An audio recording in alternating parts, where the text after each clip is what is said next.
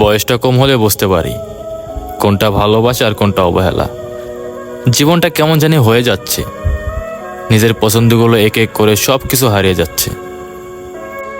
জানেন, মাঝে মাঝে মনে চায় সব ছেড়ে কোথাও চলে যাই, কিন্তু ওই যে দিন শেষে একটাই কথাই মনে পড়ে, আমি আমার বাবার শেষ আশা। কখনো কারো বিরক্তর কারণ হয়ে ওঠার আগে আমি বুঝতে পারি, তাই ওখান থেকে নিজেকে সরিয়ে নিই, কারণ এটা আমার দায়িত্ব। আসলে একটা কথা কি,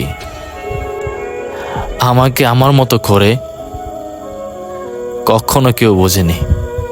সারা জীবন সাথে থাকার স্বপ্ন দেখিয়ে মাঝপথে হাতটা ছেড়ে দেওয়ার নামই আজকাল ভালোবাসা। একটা মানুষকে ভালোবাসতাম, তাকেও তার মতো করে ছেড়ে দিয়েছি।